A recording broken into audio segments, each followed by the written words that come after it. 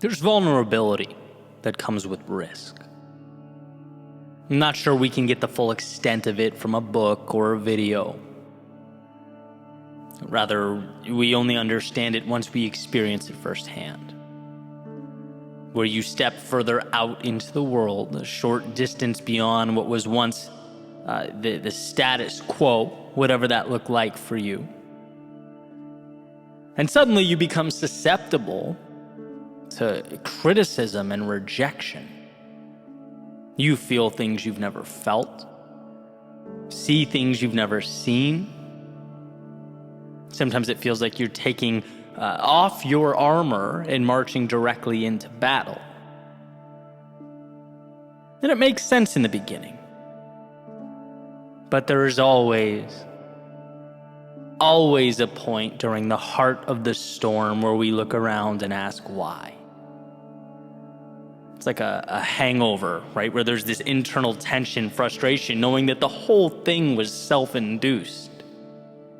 You could be comfortable right now. Comfort was always an option, but you chose differently. And as you push through, something becomes evident. It takes time, but all things of value do. You realize that life is now offering you things previously unavailable. As though your ticket now permits you to relocate from the bleachers to courtside. The lock has come off the door. And immediately, you see why there was a cost associated with leveling up. After all, what is value if not scarce? If this were easy, what would it mean? If it were always accessible, where would the significance exist? If everyone could snap their fingers and arrive here, what would be special about it? What's remarkable is that it is reserved for the few willing to make the trip. And oh, the things we learn about ourselves along the way. In the book Unbroken, Hillenbrand tells the story of Louis Zamperini, a runner who went to fight in the Second World War. His plane is shot down. And almost the entirety of the book navigates the horrors he endures. Right? First being rescued in the Pacific, then tortured in Japanese POW camps, where he sees many around him die and even comes within inches of losing his own life on a handful of occasions. And when he's finally rescued at the end of the war, and I'll never forget this, he's asked about what he went through, and he says he'd rather die than go through it all again. And I'll tell you why that's so meaningful to me. Because it shows you what human beings can endure when we take things one day at a time, an almost unfathomable amount of pain and suffering and sacrifice. We are so strong and so powerful when we, as Louis did, take the battle day by day. And sure, looking at the horizon, it's an ocean to traverse. But broken down, merely droplets of water. Certainly manageable. Now, of course, we are not POWs, and I'm certainly not equating our adversity to his. But the reality is we are, in our own context, in our own ways, fighting our own battles. We're all navigating personal obstacles. And it's critical to know that one, you are capable, and two, the other side is worth it. We forget because it's easy to forget, because we are wired to avoid discomfort, because no one wakes up and intuitively thinks, man, I'd love to do the hard thing today. But what we learn is to love deeply is to take off the armor and allow the heart to be vulnerable. To seek out the adventure is to embrace the possibility of losing one's way. To dream of a place amongst the stars is to risk falling short and being reminded of our imperfections, our mortality. One might understand this and think only of the adversity, of what can go wrong, perhaps create lines in the sand that they refuse to cross. And sure, they play conservatively, their hearts won't be broken, their maps won't be necessary, their pride won't be crushed. But for what? What kind of existence is one where you never play the game because there was a possibility of defeat? We can all endure what is required to live fully, every single one of us. Yet so many will never leave the harbor because we struggle to see the journey as a collection of manageable pieces. You deserve more and you're capable of getting more. Don't deprive yourself of it. 1,000 heartbreaks is worth finding that someone who lights you up. And 1,000 miles in the wrong direction is worth uncovering that place you were meant to be. 1,000 swings and misses is worth finding your place amongst the stars. Vulnerability is not a burden, it's a staircase to the moon. Why not make today the beginning of your ascent?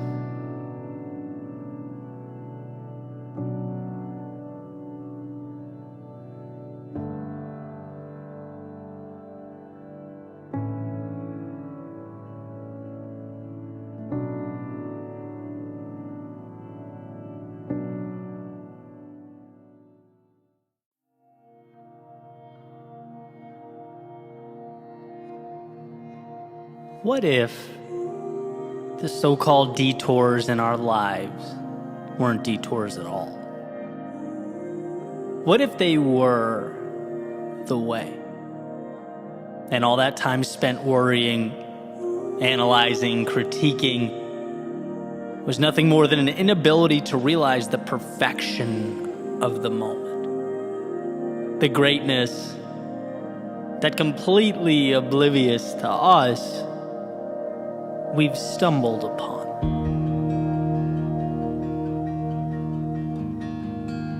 Sometimes we can fall into the trap of looking at life in a way that I believe is too linear.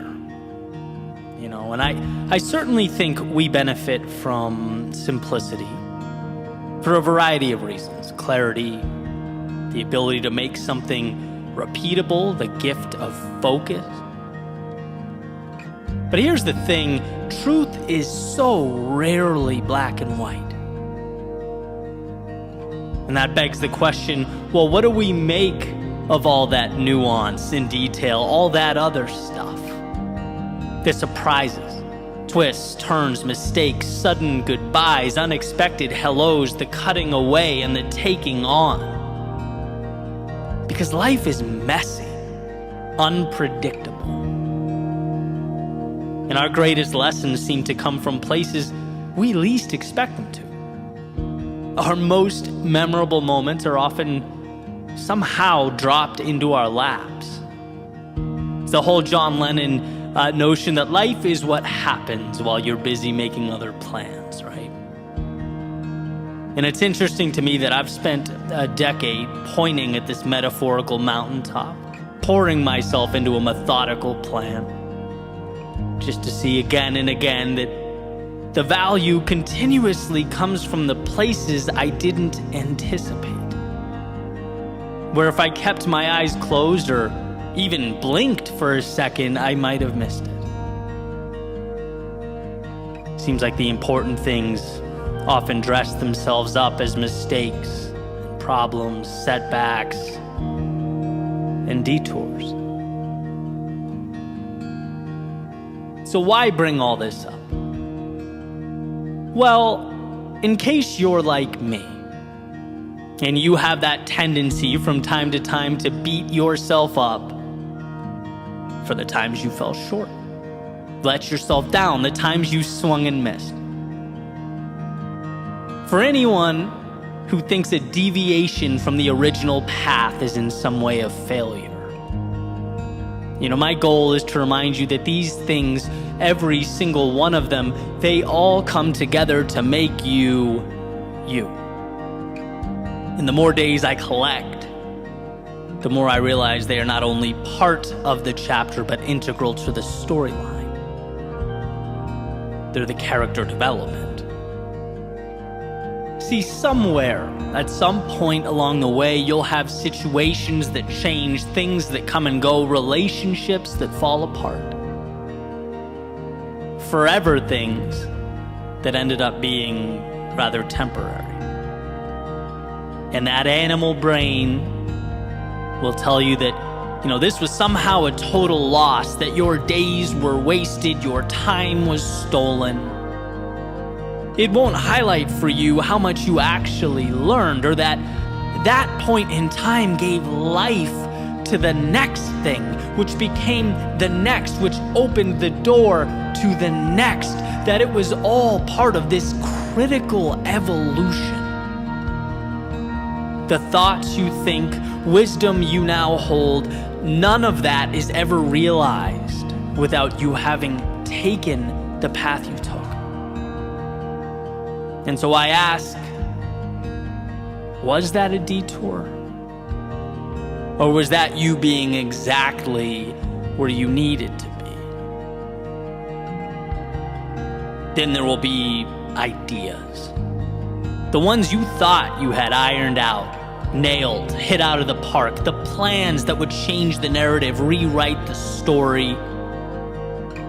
But ultimately, time just wouldn't allow them to live up to that potential. And they'll fade away and leave you no choice but to pick yourself up and move on. And your pride, your emotions will absorb all that and tell you, hey, it was all for naught. Another failure, a giant L. They won't show you how learning to brush yourself off and start again is a muscle, a skill, and that being as all people fall, the ones who never learn to get back up are at a tremendous disadvantage in life. They won't explain that you're more courageous now than you've ever been up to this point in time, that depersonalizing our miscalculations and carrying on, well, it won't just help you succeed, it will be the reason you do, the X factor, the wind beneath your outstretched wings. And so I ask, were those miscalculations detours? Or were they the wisdom that you needed more than anything else? And then, of course, there will be the times you just don't know. Perhaps these are the hardest, stuck, unsure. And it's bad enough that you have no idea. But then you look around and it always seems like everyone else has it all figured out. Everyone else has it down. At least that's the message, our brains like to create. You're alone in this. This is all you. It doesn't tell you that in reality, no one knows exactly where they're going or what they're doing. And the ones who think they do are very often redirected, and for good reason, as is the entire point of this message. Right? It doesn't tell you that you don't find yourself until you get lost. That life is not some predetermined checklist or series of qualifications, it's an adventure where some corners are turned only for you to realize that the contents just around the bend aren't what you wanted. And some bridges are crossed only for you to see that maybe you were wrong about what you thought was important. And that, contrary to how you might originally feel, is a beautiful thing.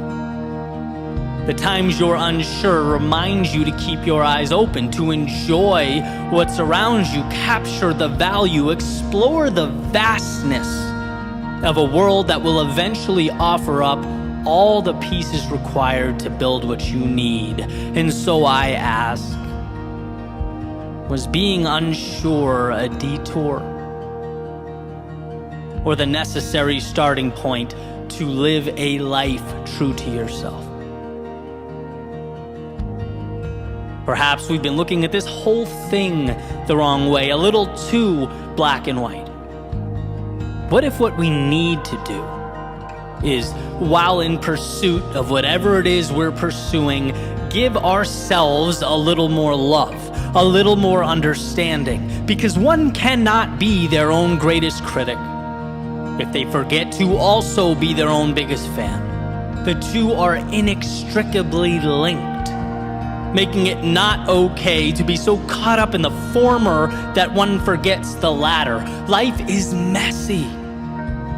So forgive yourself when your plans, from time to time, mimic the pulse of the very world we are trying so desperately to navigate. Be there for yourself. Because every step is important, every moment matters. And again, I ask, what if the so-called detours in our lives weren't detours at all? What if they were the way? And all the time spent worrying, analyzing, critiquing, what if they were nothing more than an inability to realize the perfection of the moment? The greatness that we've stumbled upon.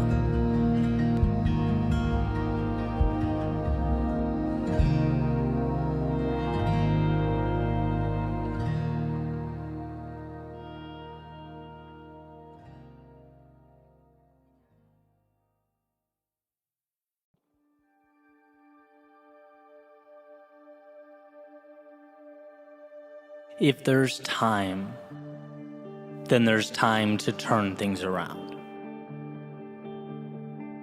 If there is a tomorrow, then there is hope today. The only have-to-be's in life are the ones we prop up and adhere to. And how interesting that oftentimes we don't even realize we're the ones holding them up. There's a simple question that I like to ask as the sun comes up and the coffee brews. Am I living today like it's an obligation or something more? Is it an automatic continuation of the past or a methodical move towards a future that lights me up? And these aren't small distinctions. Right? I've lived both ways. I've felt what it's like to feel both. I remember going to work and joking around that a flat tire would be a real treat. That's not accountability. That's not control. That's essentially living life as a jellyfish floating along with the tide. And while the lack of required output, innovation and planning may have felt like a win in the moment, or a burden lifted off my shoulders at the time, it deprived me of that which resides in the soul of every human being alive. Purpose. Personal agency. See, you can only go so far, so long being the spectator of your own journey. You can only go so long looking out the window before you wonder just what it'd be like to be behind the wheel. When we put our actions up against the question, why? It astounds me how many things are done because it's what we've always done. We act like we're expected to act, think like we're expected to think, see who we're expected to see. But expected by whom? Some of my greatest breakthroughs in life emerged after being asked why by people I look up to or respect.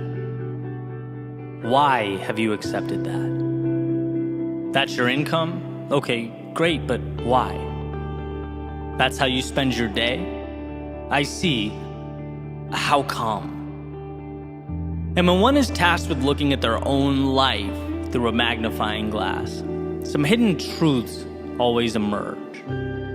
It shines a spotlight in the corner of the room, illuminating those shadows where one can, if they look hard enough, make out the wolf in sheep's clothing that is the phrase, "Because that's how I've always done it." We get in life what we accept.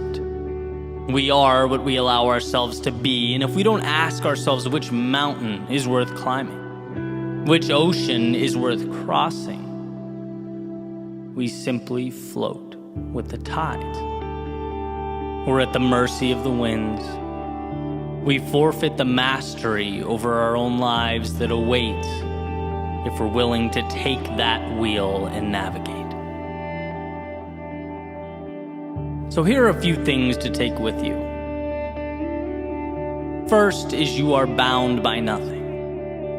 The parameters you exist between are of your making. You can get in that car and drive. You can walk away and begin something new. You can entertain that vision that's been conveniently tucked away in the back of your mind. Understand that to not go is fine, but it's a decision. And perhaps a decision you'll wish you made differently. And second, difficult today liberates you tomorrow. It's easier to observe. It's easier to say how you wish things were. After all, stepping out into the fast-paced, chaotic world is tough. It's scary, it's unpredictable, but it's where you find yourself and the path that's calling your name. It's beyond the pins and needles, emerging as one jumps into the cold water, that they're able to find that evolution. If there's time, then there's time to turn things around. If there is a tomorrow, then there is hope today.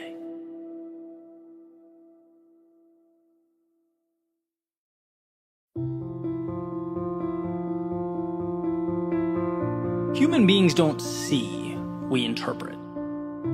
We don't take in what happens. We take in the implication of what happens. Everything in our world is story. It's similar to the idea of two ideologically different news organizations, right? Reporting on the same event. Neither will be completely factual. They'll both uphold their individual narratives. They're not black and white. They're interpreting gray space. And our individual lives are no different. We are our own broadcasting channels, using data to support our individual narratives. See, we know what the story's going to say before the story occurs because we will make it so. We'll make life fit our beliefs. That's what it means to be human. And so here's where the value lives in the context of this message. When we find ourselves in a consistent state of despair or frustration or anxiety, it's a fool's errand to look for solutions in the external world.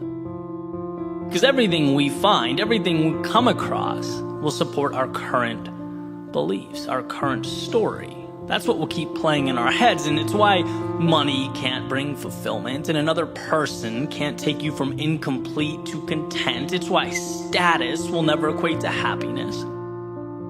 Those acquisitions are like putting premium fuel in a car with a broken engine. It's just not the answer that we hoped it would be.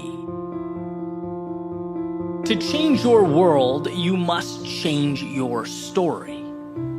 Whatever it is that needs to be changed. The location, the objective, the characters, maybe the journey altogether.